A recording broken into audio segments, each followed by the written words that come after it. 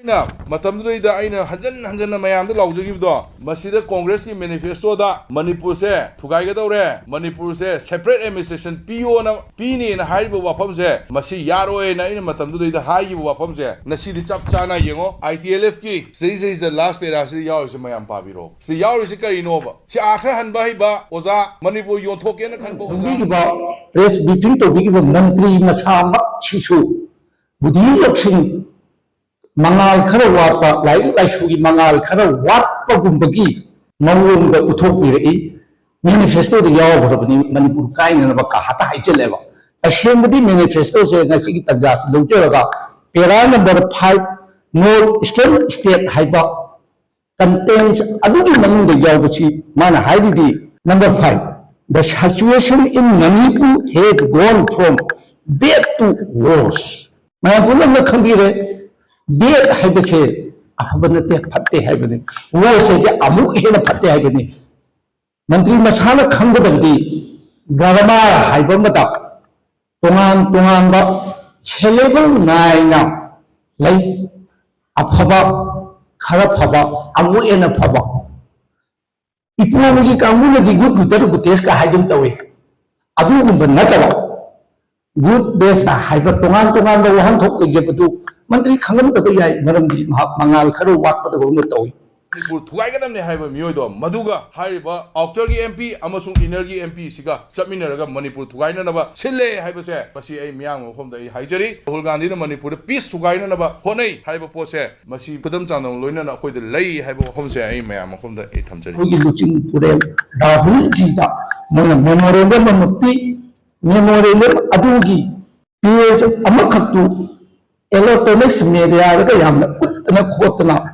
लक्ष्मण रेखा है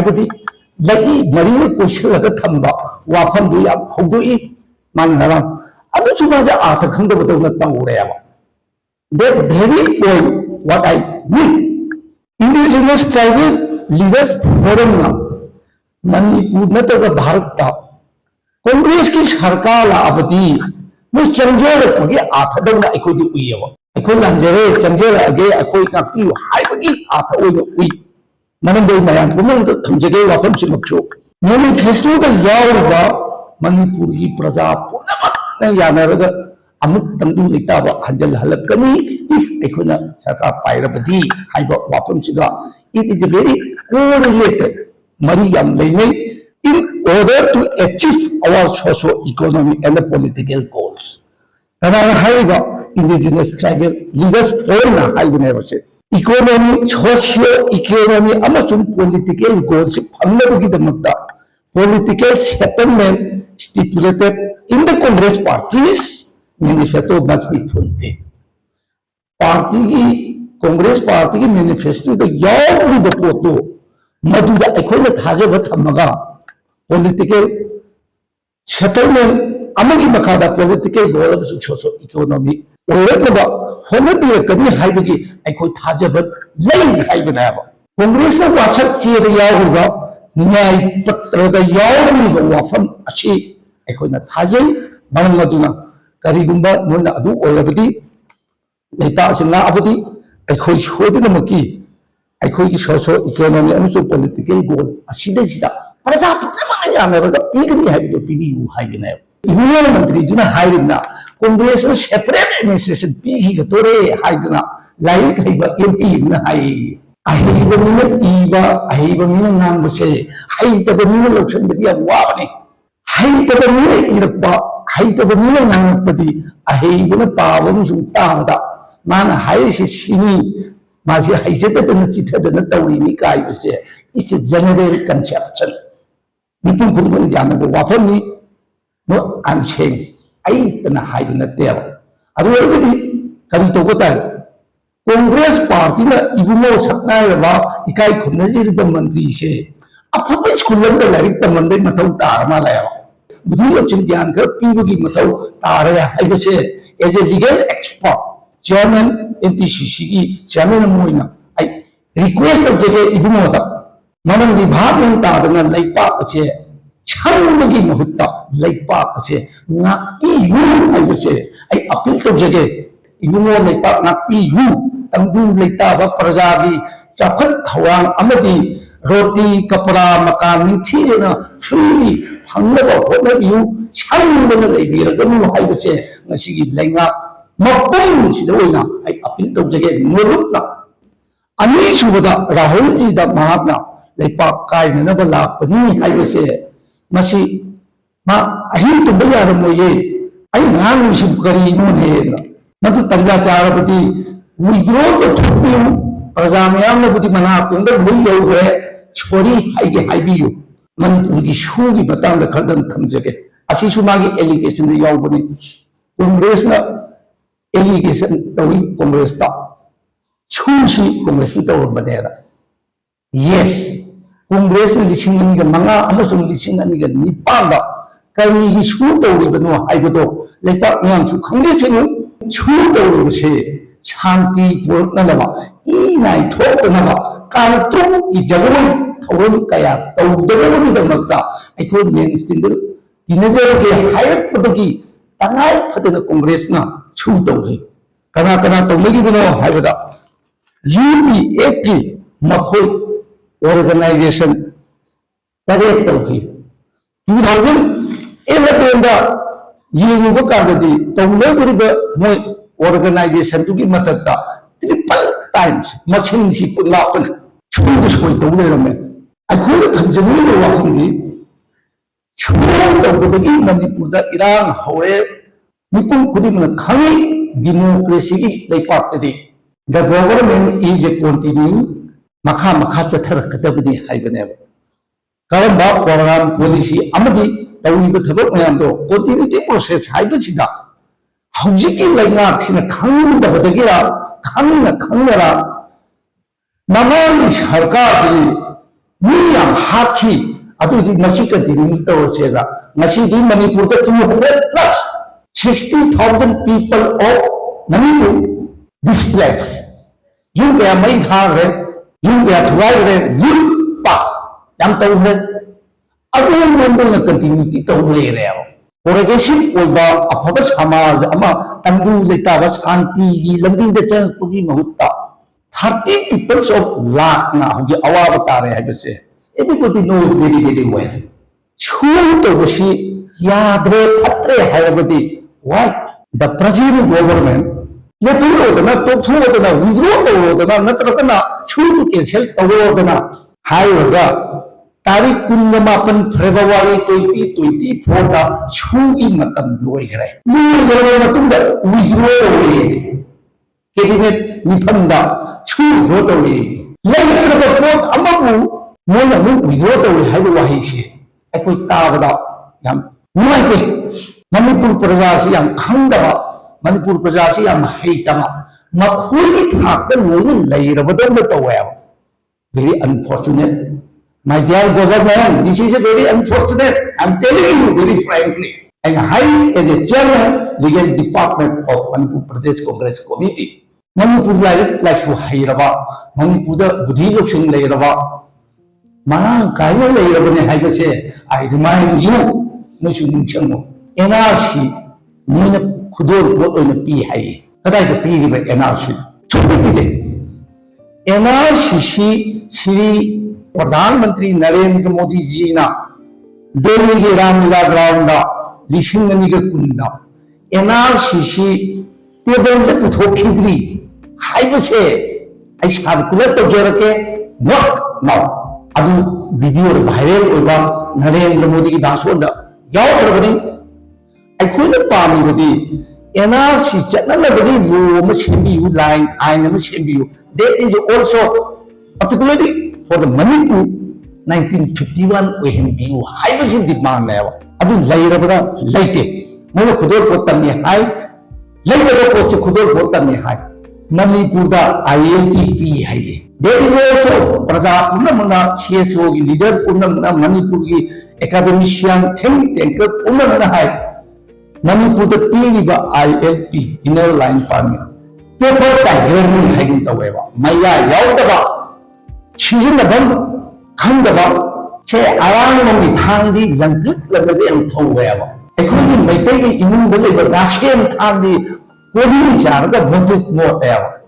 Why? Because Nashen Hang Hebese, Naza Bazati was doing season there. Like ILP, when the people could was say, Maya Yoga Chataba Yaroi Daba. ILP could pony, Madu Pigada, Manipugi Praza, Haradadi, Mogi Matum Chava Sinadi. They may be very happy, but I am but Parazanadi, Mashi, Hamu Kutum Shuraka Kangi, Amanella.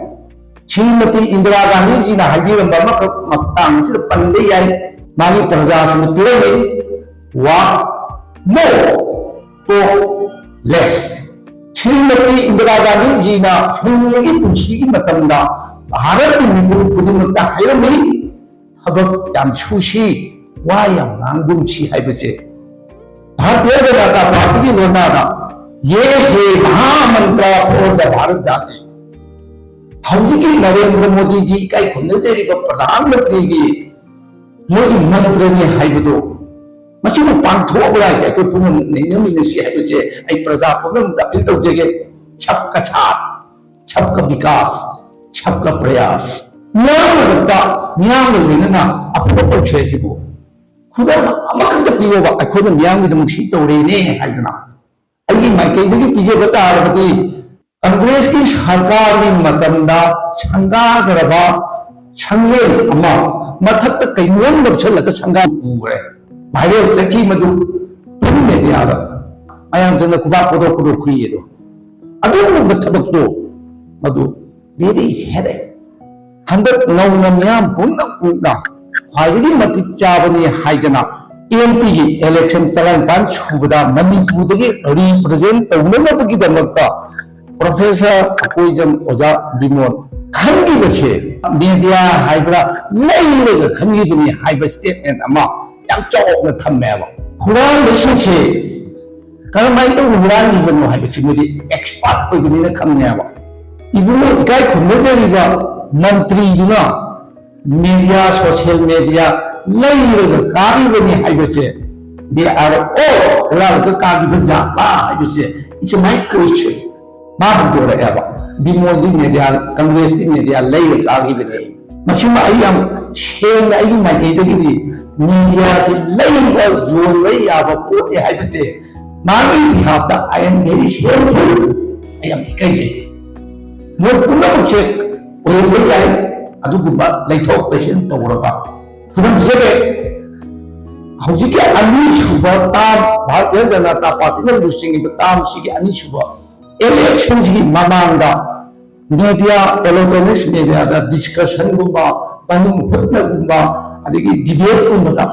मुझे spokesperson ना कोई forty कानी से लोई है यार अदुगा comment पति कमाई कादो ना प्रजा ने neglect हुआ है वो है वो जो में कुदा मत कुदा ही का 30 plus नई लोग मुझे शू media से ले हो कर बड़ा 400 बार जो तो बिजले ने मुझे तुमकी खाने 400 पार है बस ओइनी है लई बद पिरक तरफ खंगे है मतलब लई बद जोन बद यार तरफ खंगे है मैं शिक्षण लई बना आई को मीडिया लई लग काम ने है बस I on behalf of the Manipur Pradesh Congress committee very strongly condemn अदुमाना मीडिया दा अमदी सोशल ट्रेनोदा ने वक्तुं तो सिंखिदा बदनाम तो निको Mathang Lambi Chatham Lay, I advise you, my dear Honorable Minister, who the power of the Bahar Mountain to say, Lakai Kongang Makongi 40 pay. In the electronics media, online Hajinba, Chumbago Mayamama, Chumpangang Nango City. Very unfortunate, my dear friend. As my Tanjare, Madam Maduna, who Marie Manashi. अखोई Manipur Congress party का आराम allegation या मरी में थमनी बुद्धि indigenous people की इंग्राज ने इबर memorandum की लई चिंझल लगा पुथोपी रे इबा वापम आई रिपीट तो जरा मतलब मान बने खंड रखना अखंड बताने पे मणिपुर अखंड हम ले बनी मणिपुर यूनिवर्सिटी के प्रोफेसर संचे ताना भी याद नहीं आवा मोय इंग्लिश की डिपार्टमेंट से ताना बदम याद नहीं आवा ꯇꯦꯂꯤꯚꯤꯖꯟꯗꯒ ꯀꯩꯅꯣ ꯅ꯭ꯌꯨꯁ ꯑꯥꯏꯇꯦꯝꯗꯒ ꯍꯤꯟꯗꯤ ꯉꯥꯡꯕꯒꯨꯝ ꯇꯧꯏ ꯊꯪꯒꯥꯜ ꯕꯖꯥꯔꯒꯤ ꯑꯩꯒꯤ ꯃꯔꯨꯞ ꯃꯄꯥꯡ ꯅꯟ ꯃꯅꯤꯄꯨꯔꯤꯁꯤꯡꯅ ꯑꯁ ꯃꯟꯇ꯭ꯔꯤꯁꯤꯗꯤ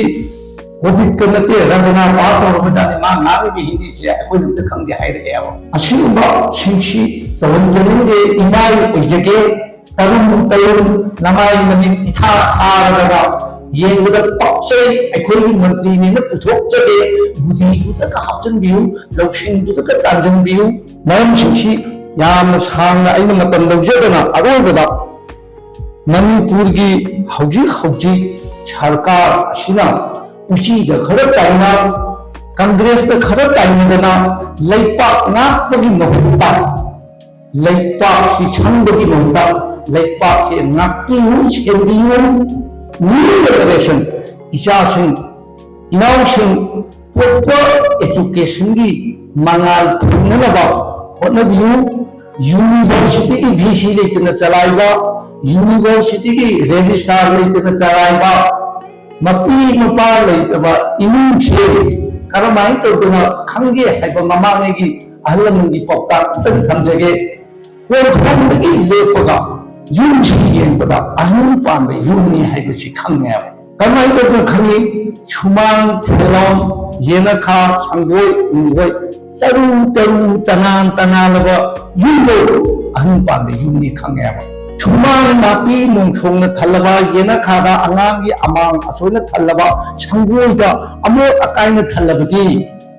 ꯑꯍꯜꯅ ꯄꯥꯟꯗꯕ ꯌꯨꯝꯅꯤ ꯍꯥꯏꯕꯁꯤ ꯈꯪꯉꯤ ꯃꯔꯝꯁꯤꯡꯁꯤꯅ ꯃꯅꯤꯄꯨꯔꯒꯤ ꯃꯄꯥꯟꯗꯒꯤ ꯃꯤꯇꯣꯞꯅ ꯌꯦꯡꯉꯛꯄꯗ ꯃꯅꯤꯄꯨꯔꯁꯦ